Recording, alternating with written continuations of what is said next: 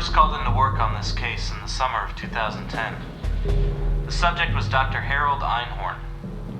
Einhorn is a noted American archaeologist and scholar. He was admitted to a mental hospital in Paris after being shot by a museum guard in the Louvre, trying to break into a secure storage area. It seems Einhorn was also a noted international art thief who was wanted by authorities for heists pulled in numerous countries. After the shooting, Einhorn began to spill his guts, figuratively, regarding the events leading up to his capture. However, most of his testimony makes no sense. I have personally interviewed the subject 3 times, but I still cannot explain his exploits in any rational way. There are major plot holes in this narrative. Incidents are left unresolved. He is very delusional. He loves to talk. What follows is the audio of my last interview.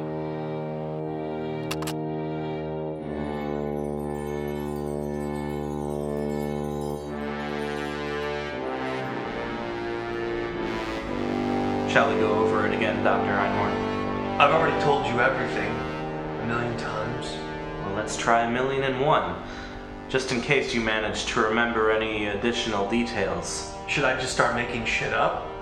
Would that be good enough? Dr. Einhorn, shall I remind you that the first telling of your story failed to include any mention of your visions? I thought it might be more interesting for you if I added in those little additional details. Are you here to investigate my psychological condition, or is this a criminal interrogation? Indulge me, Professor. I'm just trying to understand. For example, you now say you were working for 3 separate parties. Tomorrow, it will be 4. Let's just see what today's version of your story is, shall we? Let's leave tomorrow for tomorrow.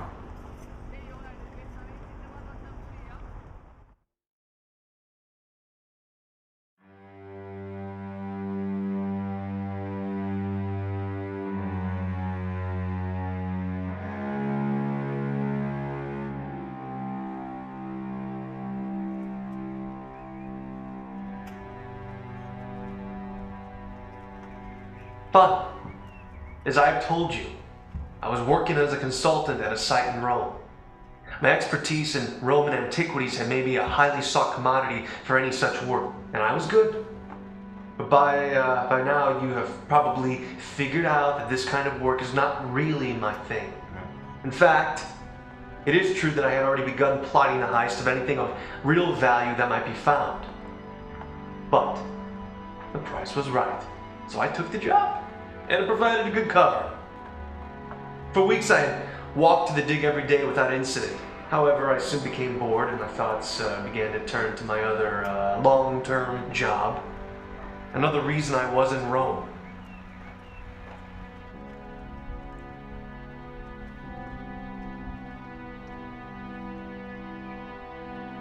One day, I visited the Vatican. A certain museum, which shall remain nameless, was assembling a catalog and collection of unicorns in art. And due to my notoriety, they hired me to fetch some of the works of the more rare variety.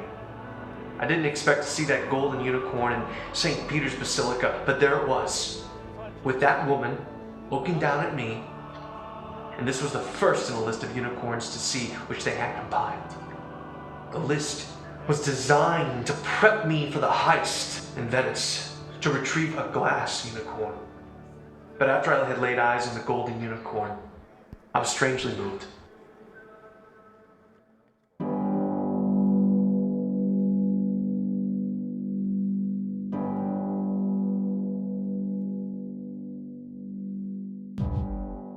But after I left the Vatican, I stopped off in the Colosseum back near the dig, and I like to go there to think.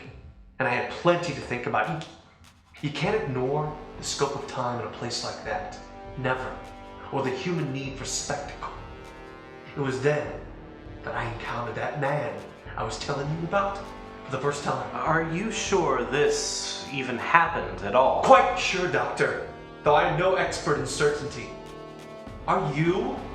I mean, all I can say is that he told me he would meet me again in Florence and that his associate would then hand me a book. I was to take the book, but never to look inside it. And I was never to look at him. He spoke these things to you. Well, yes, of course he spoke to me.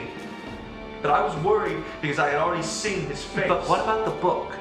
What were you supposed to do with it after you received it? He didn't say.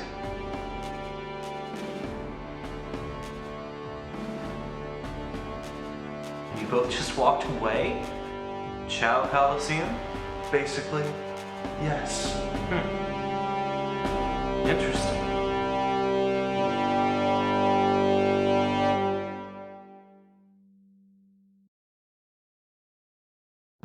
Did I mention that I was also on the run? Yes, you mentioned it. What was it again? What was it you were wanted for in multiple countries? How many items have you stolen in your time, Professor? I told you. I can't remember.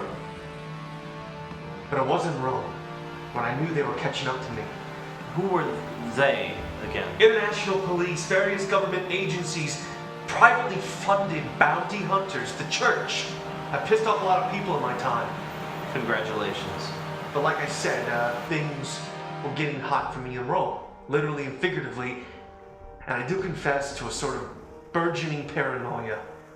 There are people everywhere. It's hard to discern who the bad guys are. I guess that makes you one of the good guys. Were you ever worried about being captured? Not really, Doctor.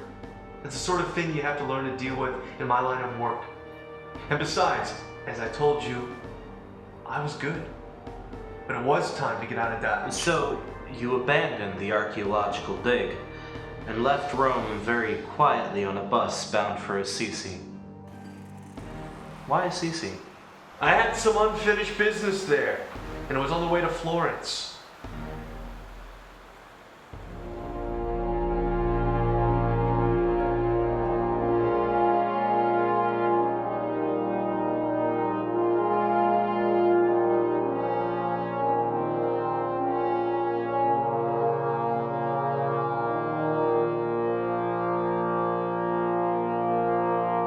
Why are you so concerned with Assisi? I'm not so concerned with what you won't tell me. It's what you did tell me that sheds some light on your story. Tell me about the Sisters of the Unicorn. The museum, my employer had warned me about them. They're a secret church sect that seeks to suppress all knowledge of biblical unicorns. I don't know, look it up yourself. Google it for all I care. I guess they saw me as a threat to unicorn secrecy or some shit. Look, I'm a businessman, Doctor. I don't have time for this superstition. And what about the monk you encountered on the street? What did he tell you again? He said, save me from the lion's mouth, for thou hast heard me from the horns of unicorns. I know it. Sort of. I mean, it's from Psalms. Psalm 22, I think. And you didn't find that peculiar? Of course, sure I did. I may not be superstitious, but coincidence does scare the hell out of me. But wasn't it a coincidence that the meeting with your employer, that is to say the museum contact, and the meeting with your mysterious book delivery man were both to occur in Florence? Yes, precisely. I think it was.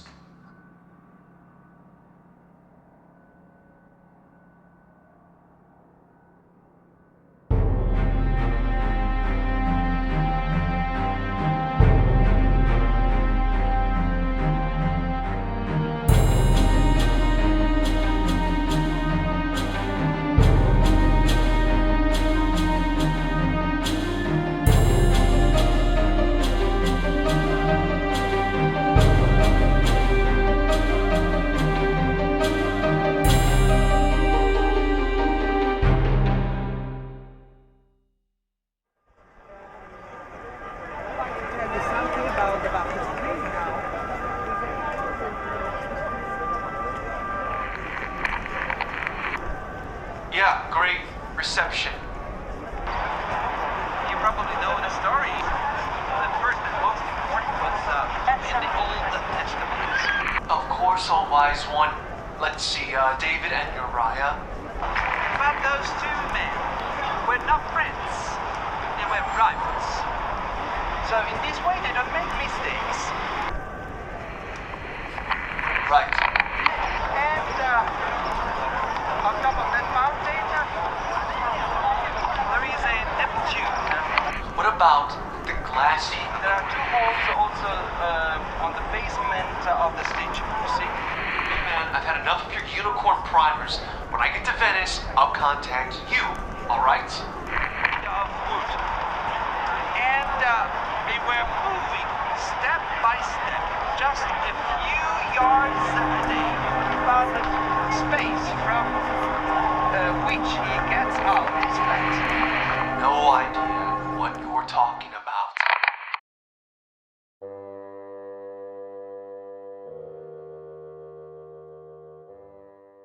And how did you spend the rest of the day? Thinking about the story of Perseus and the beheading of Medusa.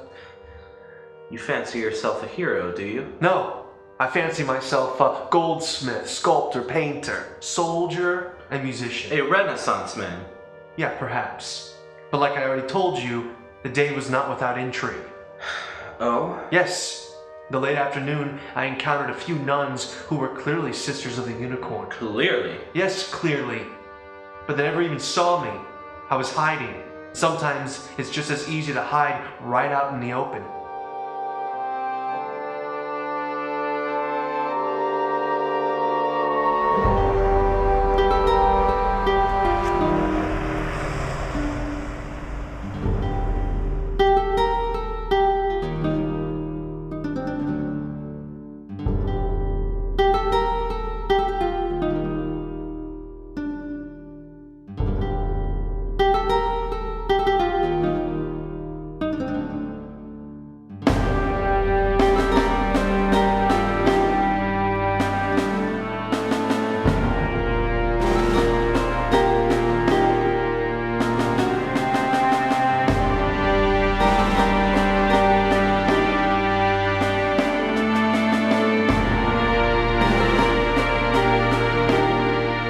I can tell you want me to talk about meeting my imaginary friend again. Your word, imaginary. Not mine, Professor. But you did mention that he said there would be some kind of exchange in Florence. And there you were, right? But how did you know where to meet? GPS? I told you, I didn't. Okay. And you said this time he had an associate. Yes, And did you get a look at him? her. Ah, so you did. Previously you said you couldn't be sure. Yes, I hallucinated the whole thing, Doctor. But you did walk away from the meeting with an actual book, right? Yes, And what was in the book? I told you, I don't want to talk about it.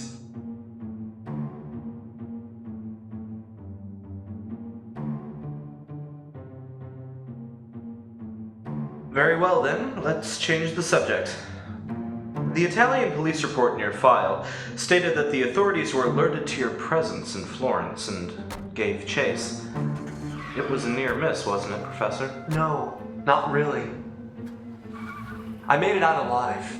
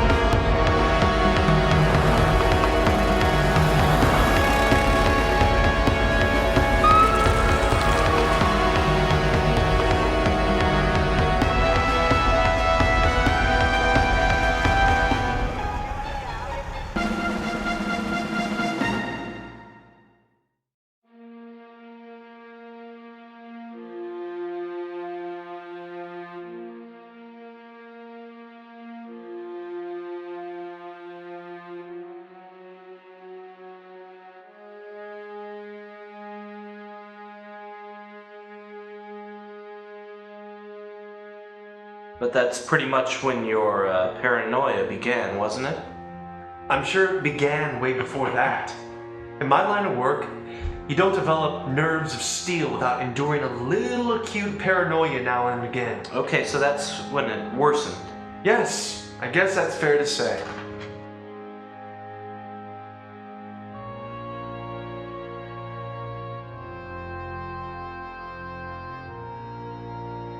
And why did you stop in Ravenna, Professor? The Glass Unicorn Thieves training manual said that I would find a unicorn on the ceiling of a church, and that if I was going to Venice anyway, I should stop and take a look. And you said that you did see a unicorn there? Doctor, one thing I have learned is that there are unicorns everywhere. You just have to know how to stop and notice them. I'm afraid I don't follow you. That is why you cannot see the unicorns that are all around you.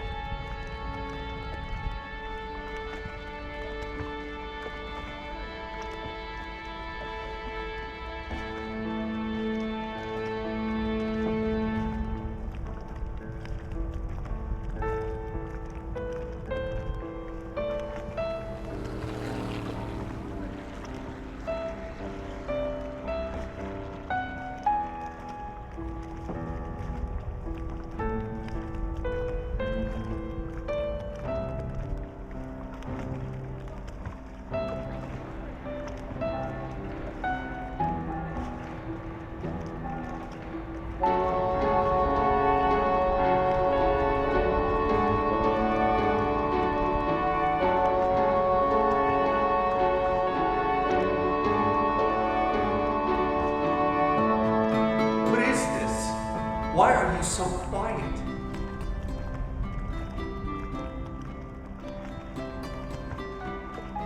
You know the rules just as well as I do. Don't pay the ferryman until he gets you to the other side. Right? No.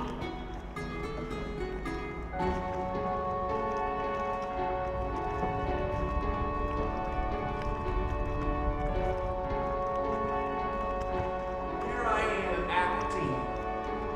It's an Oscar-worthy performance. No. Yes! No.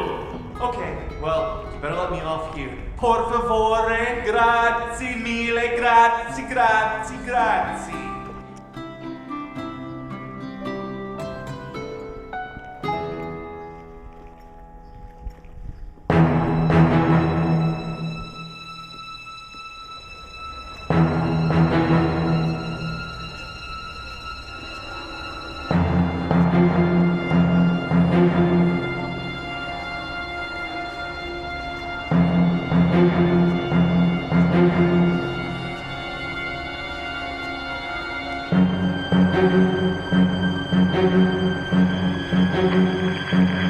Okay, boss. I'm going under to get this thing. It's getting really weird here, and it's so hot. It's good to hear a friendly voice finally. We're not friends. They were rivals. They were always trying to get the best conditions. What? You probably know the story of that mythological hero from Greece. And on top of that mountain, there is a Neptune. Look, I'm down here now, and I need you to tell me how to get to the unicorn. You see, there are two holes also on the basement of the stage. You see? No, and I'm a little worried about getting out of here. But the space from which he gets out is flat. What's interesting are all those incredible details. So in this way they don't make mistakes. Thanks for the help. Okay, thanks, pal. Don't worry, I won't make a mistake. Of wood. And they were moving step by step, just a few yards a day. That statue, that was in a sort of skeleton cage.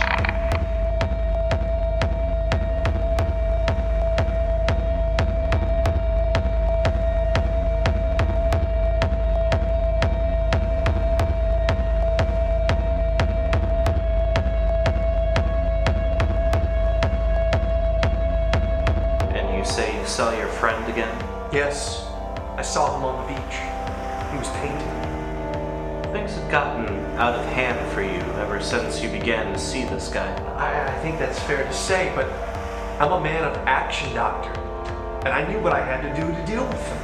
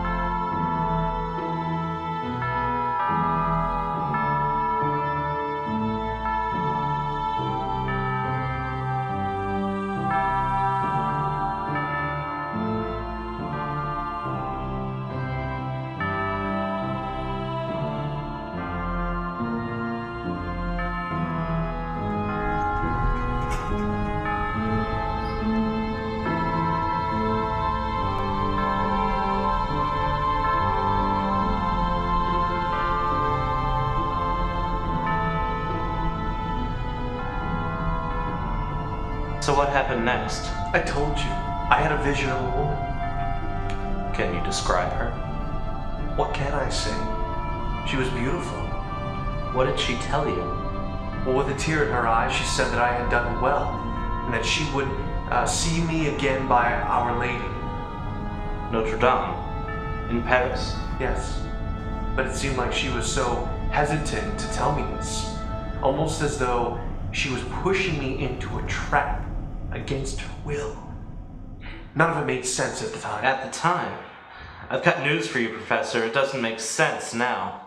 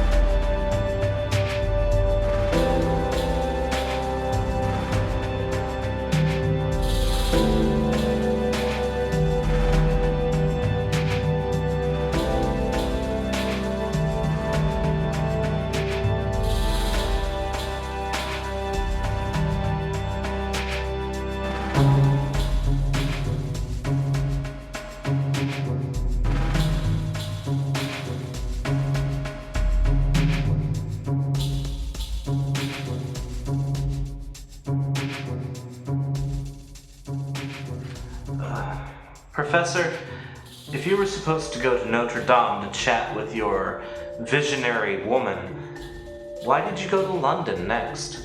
To clear my head and to throw the authorities off my scent.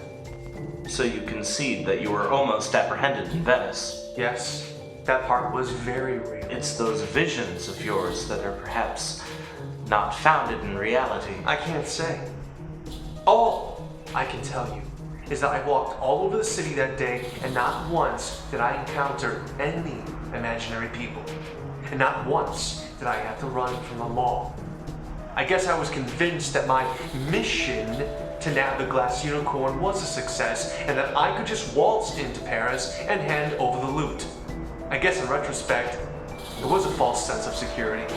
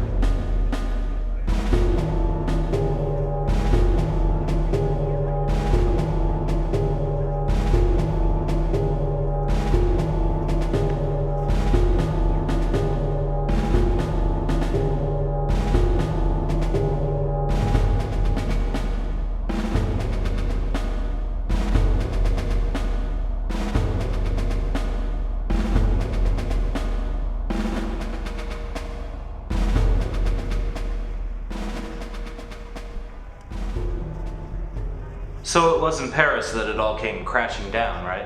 I got caught, didn't I? Can you describe how it happened?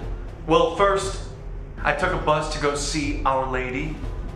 And was your visionary woman there to meet you? Exactly as she said she would be. And what did she say to you? She told me I should take a walk inside the church, so I did.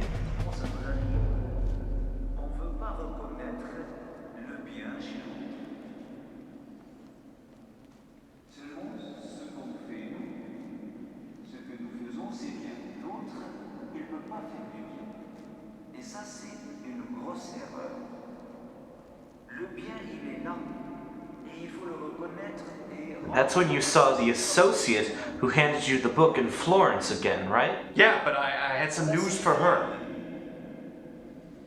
Hey, I know you. Yeah, that's right. I saw your face in Florence. And guess what? I killed your partner. How do you like that? Yeah, that's what I thought.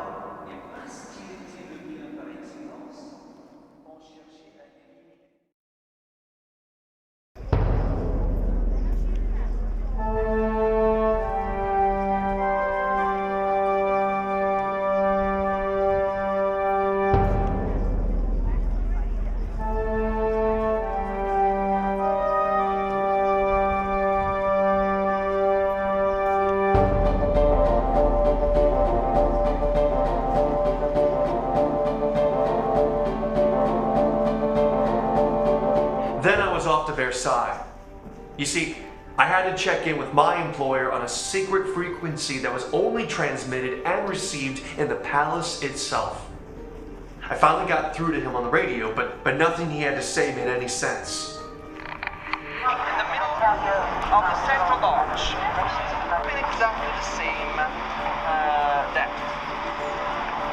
So in this way they don't make mistakes. But those two men were not friends, they were rivals. You probably know the story of that mythological hero. And on top of that mountain, there is a Neptune. So in this way they don't make mistakes. And you think I'm crazy?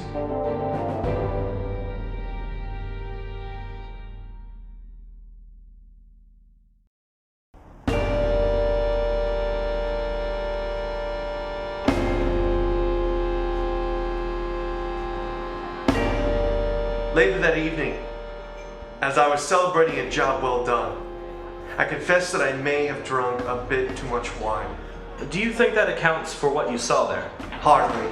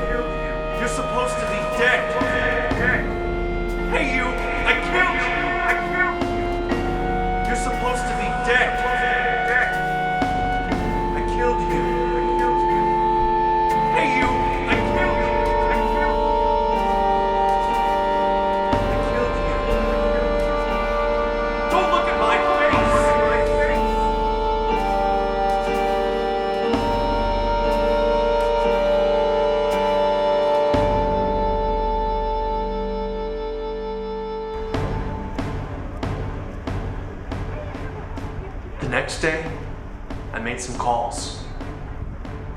I had made up my mind about what to do.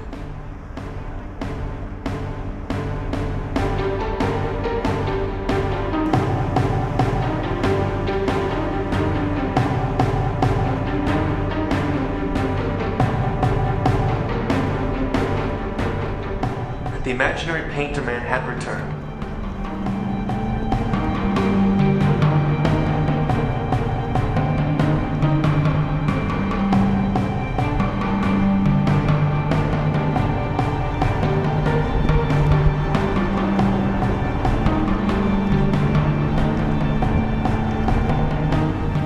And so had my pursuers.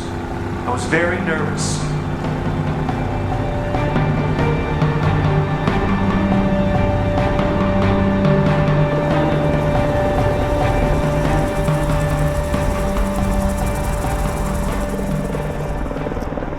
But I headed straight for the Louvre to deposit the loot and collect my earnings.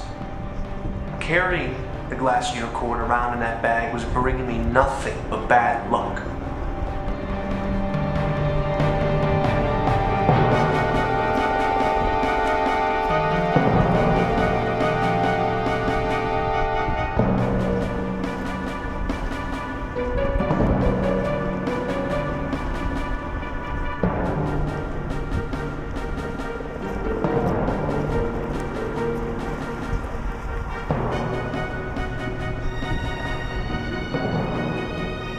My demons lay in wait for me every step of the way.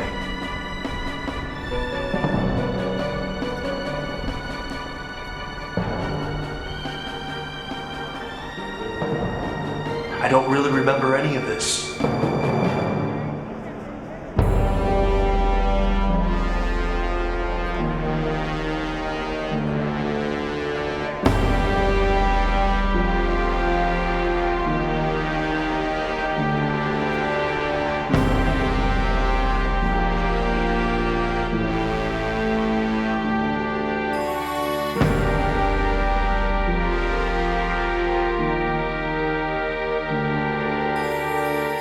It's always the same when you enter a museum.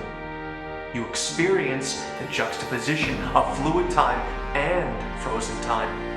You come face to face with the past and you stare right back in bewilderment and fear. It's intoxicating.